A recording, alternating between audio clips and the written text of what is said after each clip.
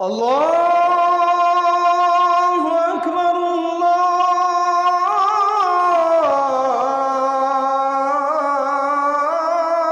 আল্লাহু আকবার। আজ শিক্ষাঙ্গনের দিকে তাকালে বড় দুঃখ হয়। এর মধ্যে আবার অন্তর্বর্তীকালীন সরকার পরিকল্পনা করেছে প্রতিটি প্রাথমিক বিদ্যালয়ে একজন করে গানের শিক্ষক নিয়োগ দেয়া হবে। তাদেরকে গান শেখাতে হবে। তো গান না শিখলে এরা পরবর্তীতে আয়ুব বাচ্চুর উত্তরসূরি হবে কিভাবে? এরা জেমসের শূন্যস্থান পূরণ করবে কিভাবে? মমতাজ তো জেলে চলে গেছে, তো নতুন মমতাজ তো বানাইতে হবে আরেকটা। এই জন্য প্রাথমিক বিদ্যালয়ে বাধ্যতামূলক একজন করে গানের শিক্ষক নিয়োগ দেয়া হবে। আহারে, অথচ প্রয়োজন ছিল প্রাথমিক বিদ্যালয়ে বাধ্যতামূলক একজন ধর্মীয় শিক্ষক নিয়োগ দেওয়ার, যেই ধর্মীয় শিক্ষক আমার ছোট ছোট বাচ্চাদেরকে কোরআন শেখাবে। এটা দরকার ছিল না? এটা দরকার ছিল না? আচ্ছা, আপনি তো বাবা, আপনি অভিভাবক, আপনি গার্ডিয়ান, আপনি বড় ভাই, আপনি কি চান আপনার ক্লাস 1, 2, 3, 4, 5 এর ছোট ছোট বাচ্চা, এই বাচ্চাগুলো স্কুলে যাওয়ার পরে, প্রাথমিক বিদ্যালয়ে যাওয়ার পরে এরা গান শিখুক এটা চান, নাকি কোরআন শিখুক? গান শিখুক না কোরআন শিখুক? গান শিখুক না কোরআন শিখুক? আমি চাই আমার বাচ্চা কোরআন শিখবে সেখানে গিয়ে। আমি চাই আমার বাচ্চা জেনারেল শিক্ষার পাশাপাশি 1 ঘন্টা সে কোরআন শিখবে, হাদিস শিখবে।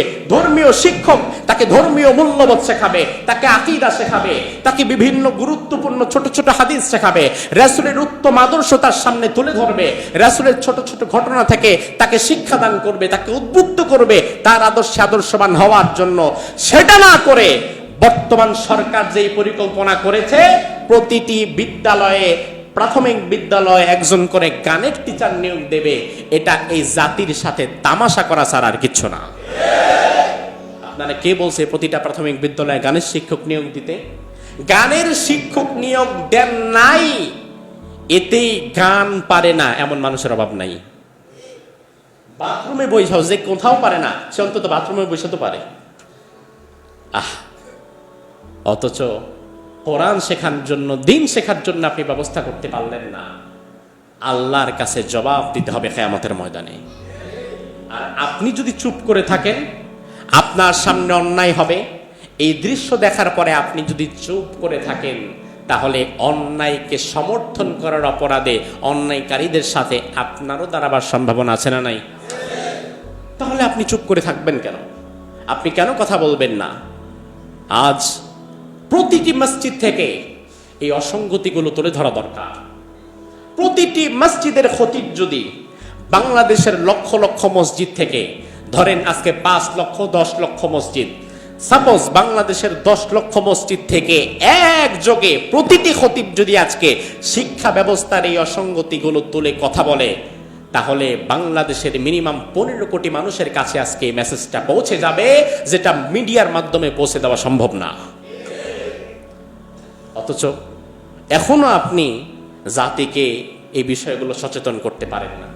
এখনো তো বাংলাদেশে এমন মসজিদের অভাব নাই যেই মসজিদের খতিব সাহেব নতুনভাবে পড়াশোনা করে কোনো কথা না বলে শুধুমাত্র 12 চান্দ্রের ফজিলতের একটা খুতবা সারা বছর এক খুতবাই চালায়। এমন নাই? এমন নাই? তা আপনি কি জানেন না আপনার সামনে এমন শ্রোতা বসে আছে যারা অনার্স মাস্টার্স পাস, যারা পিএইচডি ডক্টরেট ডিগ্রি করে এসেছে? আপনি কি জানেন না এখানে হায়ার এডুকেটেড মেধাবী এমন অনেক শ্রোতা আছে যার একটা বিষয় 1-2 বার শুনলে মুখস্থ হয়ে যায়? এখন আপনি একটা মসজিদে 5 বছর 7 বছর 10 বছর ধরে খুতবা দিচ্ছেন।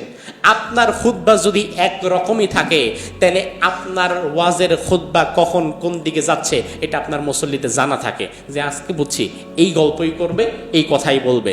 যার ফলে যখন মানুষ নতুন কিছু না পায়, শোনার আগ্রহ হারিয়ে ফেলে, তখন মসজিদে ওয়ার সময় মতো আসে না। আর যারা চিপায় পরে আসে, এরা আইসা নাক ডাইকা একটা ঘুম দেয়। এমন দৃশ্য আছে না? তো এই জন্য মানুষকে সচেতন করতে হবে, রাসূলের আদর্শকে সর্বত্র ছড়িয়ে দিতে হবে, প্রচার করতে হবে। আল্লাহ তাআলা রাসূলের আদর্শে আমাদেরকে আদর্শবান হওয়ার তৌফিক দান করুক।